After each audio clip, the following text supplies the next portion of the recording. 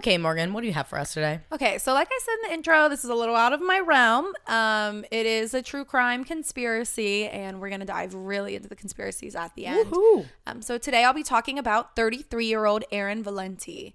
Aaron was the CEO of a Utah-based web and app development company called Tinker Ventures. Ooh. And she was, oh my God, we would love her, Taylor. She was an absolutely stunning blonde-ass bitch that strutted around in a hot pink pant blazer suit set. You're shitting me. No. Honestly, our friend. Is she Creeps and Crimes? Is she Creeps, Crimes, and Erin Valenti? Is that her name? And Valenti. Maybe she was, but we don't know. But what we do know is that she was smart, she was creative, she was energetic, and she was always full of crazy ideas.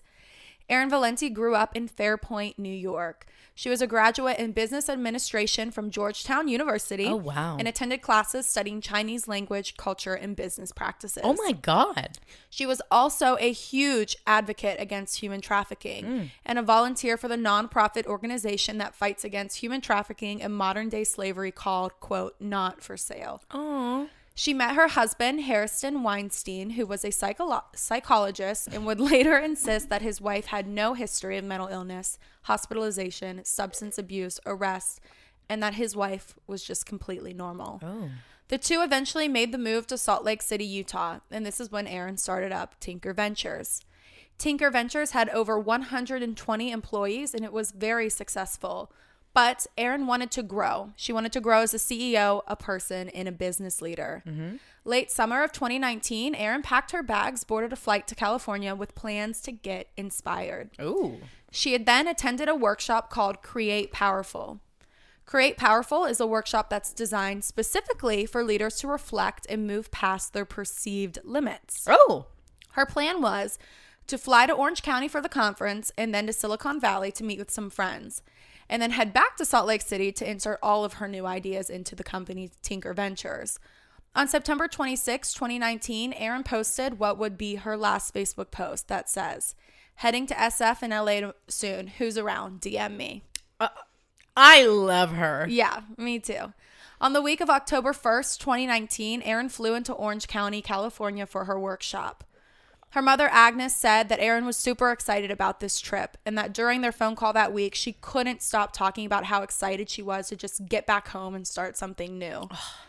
The next 3 days were filled with lectures, partner work, and time alone, which Erin spent journaling.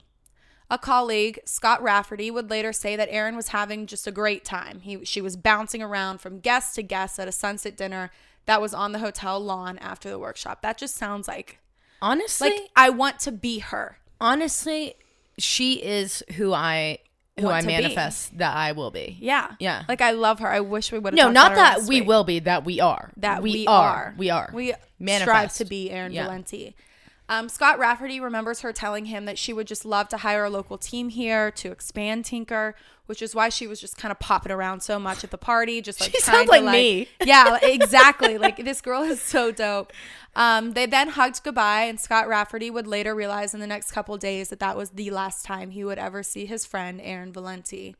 On the morning of October 3rd, Aaron flew into the Bay Area for yet another tech gathering that week. This gathering was a 2-day conference in Monterey that was designed strictly for founders and tech investors to network and learn. She then met with numerous former colleagues and was having just a great time reuniting with her friends and her former coworkers. And according to her credit card statement, she also took some time to do some shopping. Oh. And you're going to love what she bought. Let me hear. Erin spent several $100s on vinyl records. So, like, you know. Oh my God. But she didn't own a turntable, but she was like, I'm going to get one. Like, that's so you. It's not even funny. Yeah. The weekend then went by, and Erin I want a vinyl haul. I know. Erin then had dinner with some former bosses and talked about how excited and inspired she was after the workshop. On October 7th, Erin's mental stability took a full 360 when she started making a series of strange and manic phone calls to her husband, Harrison, and her mother, Agnes.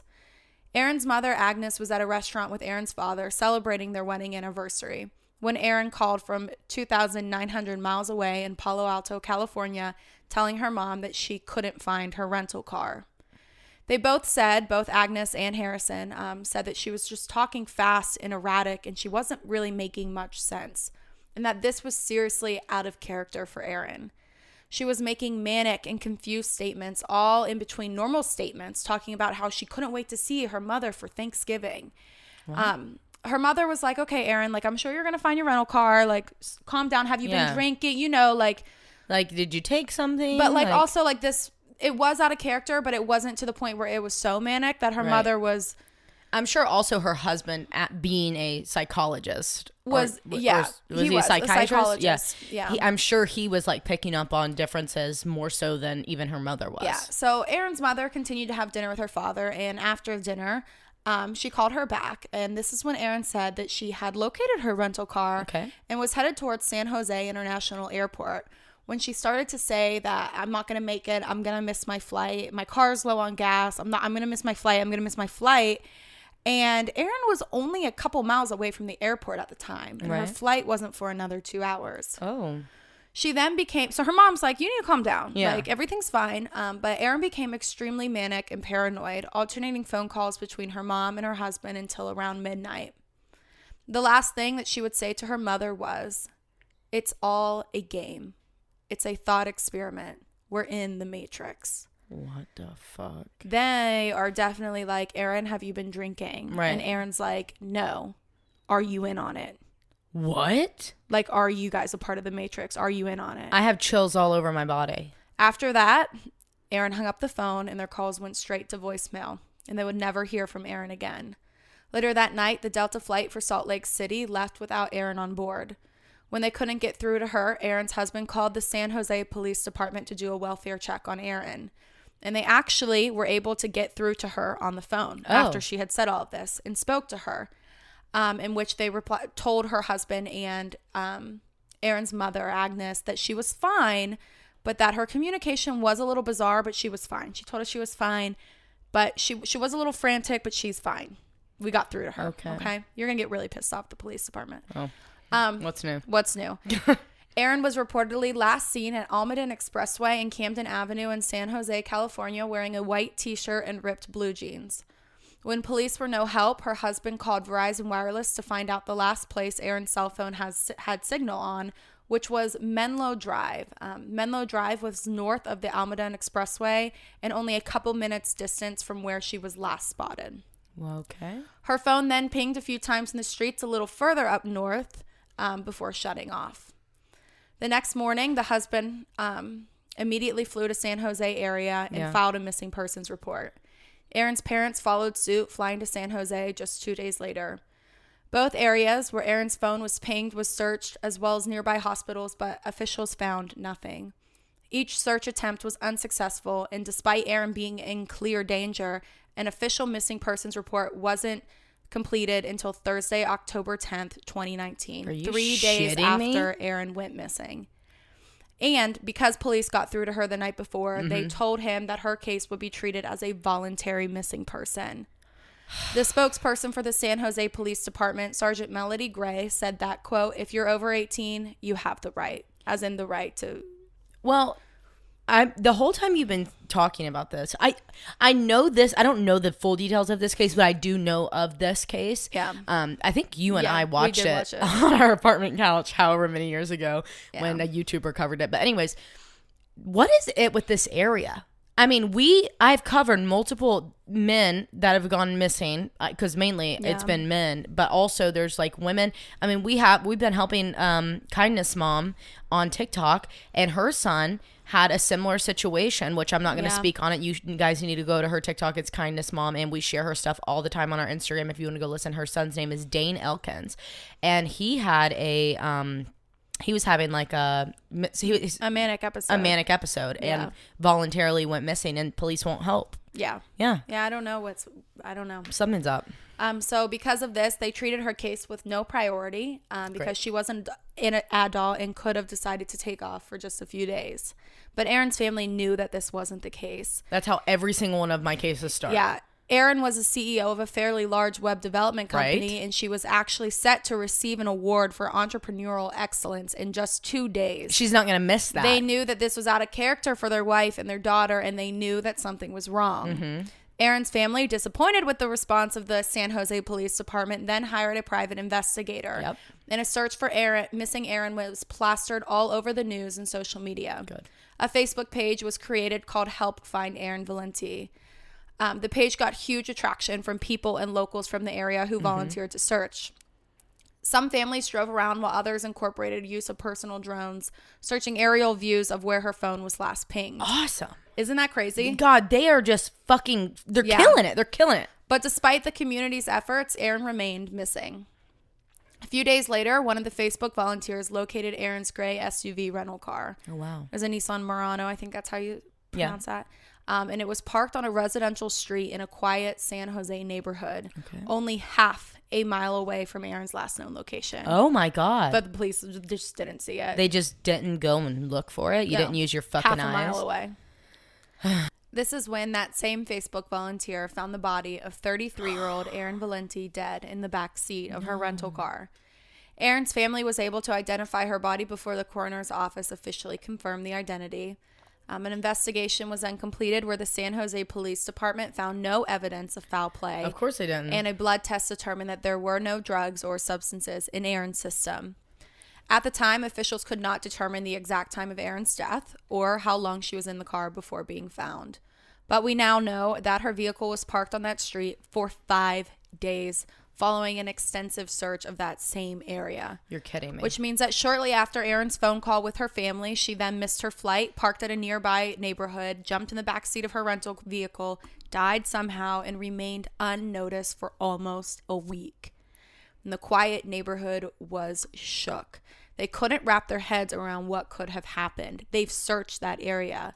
One local stated during an interview, quote, "It's really strange, bizarre, foggy to me, because this kind of stuff doesn't usually go down in Almaden. But what else seems weird is that none of us noticed. Yeah. And we're a pretty tight neighborhood, so I'm pretty tripped out." Yeah. Aaron's family was furious with how the San Jose Police Department mishandled her case and wished that they would have acted more aggressively. The autopsy report of Aaron Valenti wasn't released to the public until February of 2020, 5 months after she was found. Her cause of death was identified as natural causes. What? Following an acute manic episode. What? To this day, there's no knowing what exactly happened to the week Aaron went missing, but it leaves room for numerous conspiracy theories. Which brings me to number one. Okay. The workshop.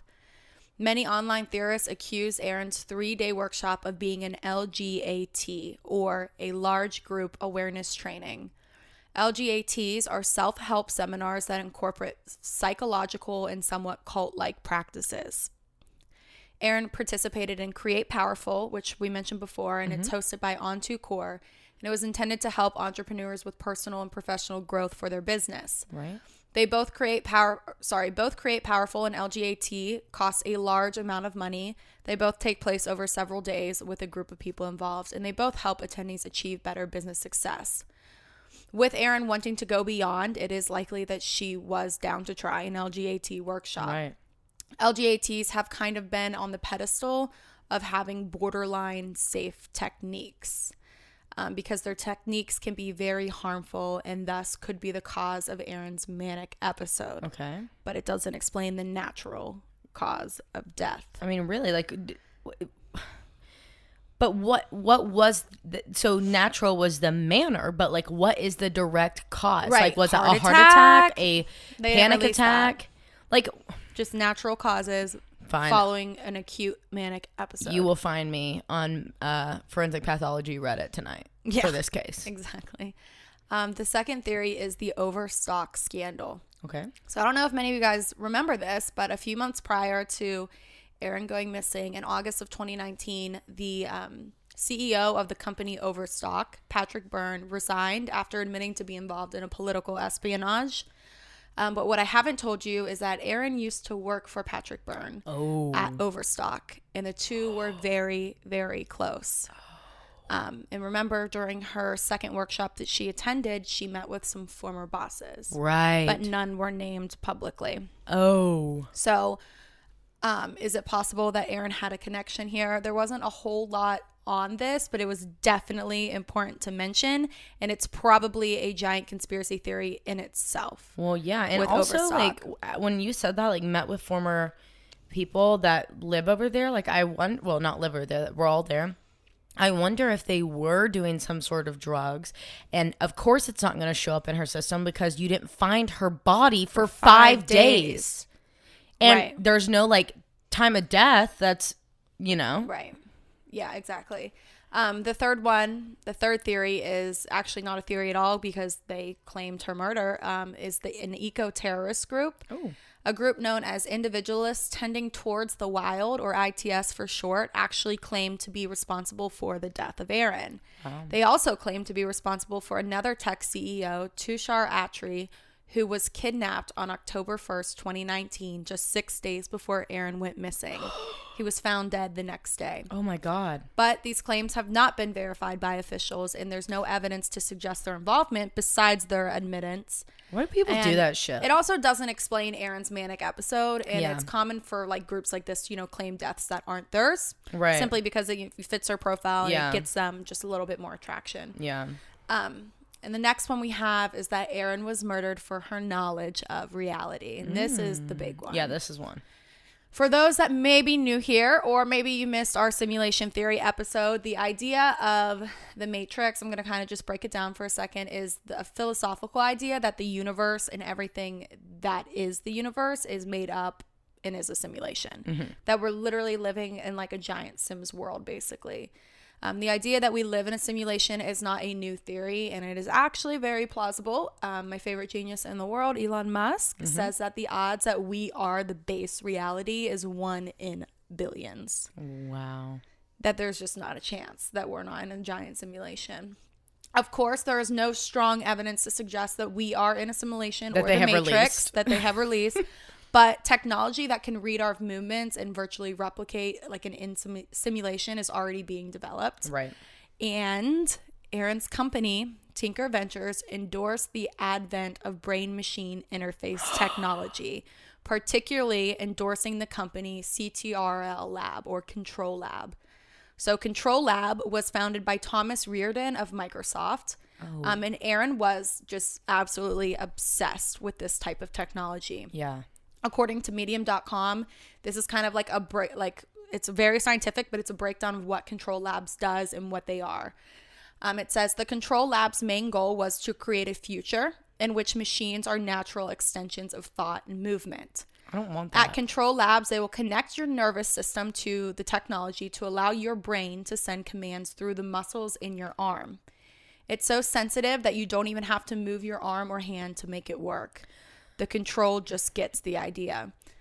The future of brain-machine interfaces is non-invasive. So instead of surgical implants, Control Labs use state-of-the-art detection and machines that learn to read your neurons from outside the body. That is fucking crazy. That's insane. They said the first step will be technology precisely picking up the signals from inside your body to control devices outside of it with little more than natural gestures. The next step, which it says they are closer than people realize, will be reading the intention directly from your brain. So this information with Aaron's last words leads conspiracy theorists to believe that Aaron knew more than your average person. Yep. She endorsed this company. So if you're a donor for something like that, you know the ins, you know the outs. You've gone in and you've looked at it. You know the shit. You know what's really going on at a company like that. And people believe that she was murdered because of it. Wow. So I want to kind of give my personal theory on how this went down. So I believe the last conspiracy that Aaron was pretty well versed in the idea of the Matrix, or the idea that we live in a simulation, and that this was something that she had to keep to herself, either legally or was threatened to. Right. And I also think it's a mix of her having this knowledge with the first theory of the workshop. Yep. Because I think the workshop comes into play. I believe that the workshop was some type of like psychological, psychedelic practices going on and techniques, and that that type of workshop would put Erin in this state of mind that kind of scared the fuck out of her. Yep. And Erin kind of like went manic knowing that she had to tell the world. But if someone is calling you to tell you that like we live in a matrix, you're gonna be like, manic episode. Yeah. You know what I mean? You're going to have a breakdown. So she knew that she had to tell somebody. So this sent her into a manic episode, and because she spoke on it, either she was murdered, or the people who, this is like really far-fetched, but this is just me like thinking out loud, the people who ever run our Matrix, like if the Matrix is real, they pulled her out, leaving her body in the backseat of the car dying of, quote, natural causes, which would also be really the only explanation to explain how the car went unnoticed for 5 days. Yep. They literally pulled her out of reality. They pulled her out of reality. Yeah. Because how does that happen? It doesn't. It just simply doesn't. Freaking happen. So it really is a terrifying and mysterious, I guess the word you would use, case. To this day, Aaron's family knows that the government knows more on their daughter and wife's death, and they want answers. Yeah. And that is the case of 33-year-old tech CEO Aaron Valenti. There's also a theory, not a lot on it, like just one sentence, that her involvement with the sex trafficking. Oh. I mean, you guys know. You guys know how serious sex trafficking goes into, I guess I want to say, like, politically. Mm-hmm. And they think that, I don't know, she was followed, she was murdered for it. Or maybe she spoke about the wrong thing to the wrong person at one of these conferences, and she might have just said something. Like, literally, God knows what it could have been. Yeah. And then she had to be tracked down. Yeah. Damn. Isn't that crazy? That's so wild. I hate that. Like, she just had so much going for her. Yeah. It sucks. Yeah. But definitely I think this is more of a Matrix conspiracy, more so than anything, because the fact that, like, you just died of natural causes. Yeah, that doesn't make sense. That doesn't make sense. And this was such a publicized case in that area. Mm-hmm. I remember seeing it at the time. Mm-hmm. But for one, the autopsy report not to be released until 5 months later, that's not uncommon, but it's not, it's just, if it's natural causes, why are you waiting 5 months? Right. There's no signs of foul play. It doesn't take 5 months to do a fucking autopsy. Right. Which you're going to learn a lot about autopsies in mine. So get ready, prepared. Buckle up, because here we go. Oh, so sad. What's so crazy, it's like the more I was talking, we went and hung out with all of our friends last night. Yeah. And we were with our buddy Matt, and I was talking with him after everybody else had left, and him and I were still finishing our beers. So me, Matt, Kelly, and Logan stayed a little longer. And when we were walking out, I was telling him about what I'm going to be covering today, and you're going to learn more about why this would be such a big deal. But just like Aaron and other CEOs that go missing, or wealthy people that go missing, get murdered, whatever. Right. What Matt said to me was, the bigger you get, the more attention you bring to these conspiracies that they don't want to be out to the public. Right. It's ran by tech. So you will be, your stuff will stop getting views the more open and awake you become. Right. Because people don't want you sharing that on airwaves. Like, it's just gonna, something might happen. So he's like, you guys need to be so careful. And I was like, you're so right. Yeah. And like, could you imagine being so involved with the tech world and all these wealthy people like she was at this conference? Yeah. Could you imagine just how, like, careful you have to be? Especially being a woman in that I mean, that is terrifying. In the tech world, like, where people think that women can't even breathe on their own, apparently. Yeah. Women don't even know how to type their name in a keyboard. We don't know how to do that, but we can create Earth. Anyways. We create life, actually. We create everything that exists. So anyways, but yeah. Whoa. Thank you. That is so scary, but then you think, like, would we ever really be on the radar of somebody? Because we get all of our basic shit from the internet and like our own thoughts. You know what I mean? Mm-hmm. Like, all the conspiracies, like, it's a lot of it I just, really think about, and like other people think the same thing. Mm-hmm. So like, I don't know how they could like silence that so aggressively. Maybe we just get too close to something where the others don't. Like, whenever we have these discussions and you and I pop off of each other and become conspiracy theorists all in one moment, maybe we just say something that's a little too close to the truth. So scary. It's so don't terrifying. Come after us, please. We really aren't. My hands are up. My white flag is flowing. The we white surrender. Flag is we do not waving. We are not smart. We are smart women, but this is all made up. Well, we just are bullshitting on here. Yeah. Yeah. Oh, that's so scary. Yeah, so wild. Anyways, thank you so much for covering it. I loved hearing. I love that I got to hear a true crime case. Yeah, it's been a minute. I liked covering it. It was fun. Yeah, true crime cases are so fun to research. All right, guys. That brings us to our next CEO. Here we go.